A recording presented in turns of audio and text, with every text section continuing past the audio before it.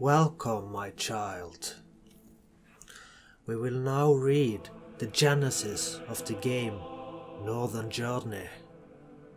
The game is available on Steam, so please go check it out.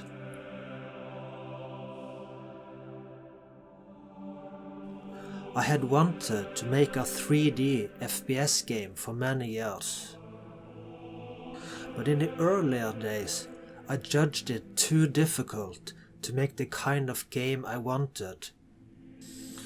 I then spent too many years on a movie project named The Death of Baldur. While making this movie, different game engines started to become available, especially Unity and Unreal. But I needed to finish my movie project first. Finishing your project is the hardest and most important skill. So 3 years ago, I finally had my schedule clear to make a holy video game. But I had my doubts.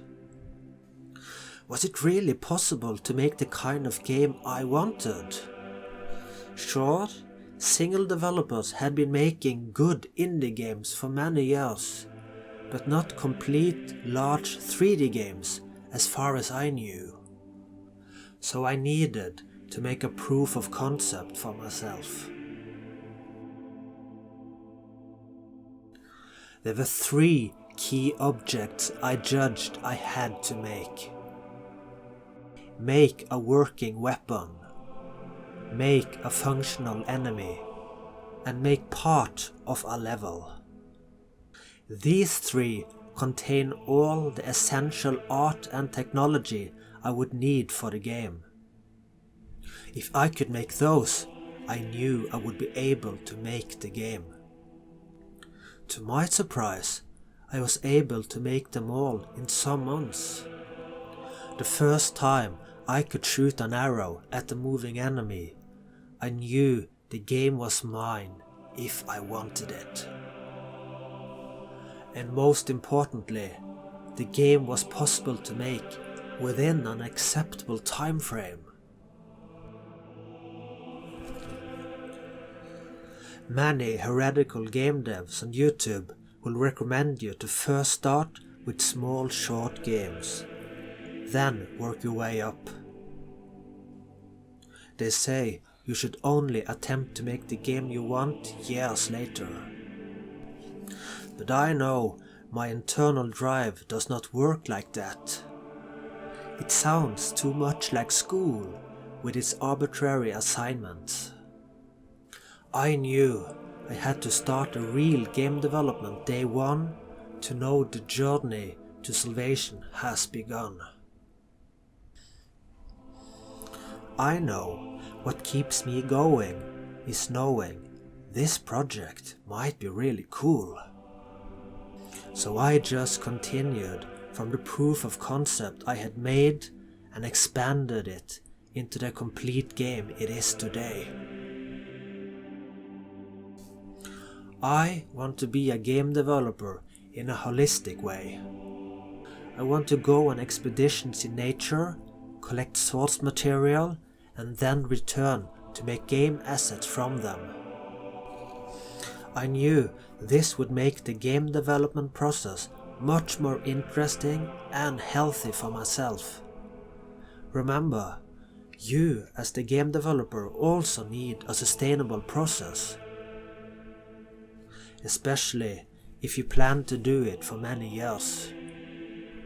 It might be inefficient with game asset stores available, but I have found I do not like most store-bought assets anyway, since you usually cannot access the source material to modify it.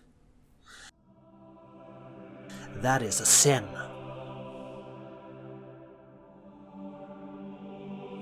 So I chose the game ID most accessible, the most well-defined vision I had. A FPS style game set in a northern land.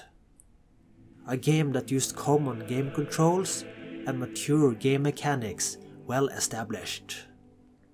A game similar to other games.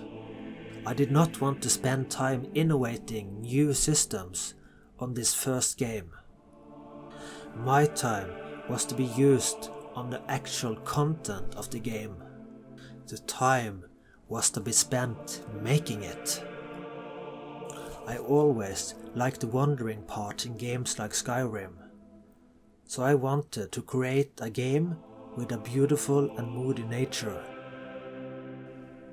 The type of game I was aiming for was a northern wandering game with some enemies and some simple puzzles. Simply put, I live in Norway, so the type of nature I wanted was very accessible for me.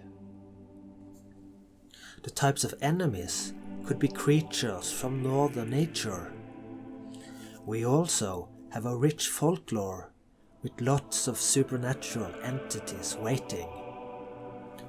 In short, there was much I could borrow which I didn't need to invent myself. That is time saved. I also do a bit of freediving, so I wanted to include underwater part in this game as well. Lastly, I always liked medieval weapons. I used to throw the stone sling and shoot the bow and arrow. The concept of using ballistic projectiles really appealed to me. This all combined into a pragmatic game I knew I could both envision and make. A game I would enjoy to make. Remember, you are going to live in the world you are creating for many years, so you better like it. The key mantra was, I only need the first good thing I make, not the best of many possible.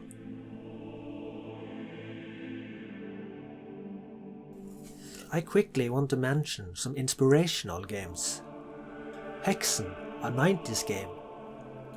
It is a dark fantasy FPS I played a lot. It is the mood, aesthetics and music of the game I really like. Stonekeep as well, a dark and moody dungeon crawler steeped in atmosphere. Skyrim as mentioned. Take a random direction and then forward you go. Even Banjo-Kazooie has a certain influence with its silly characters in a mysterious world.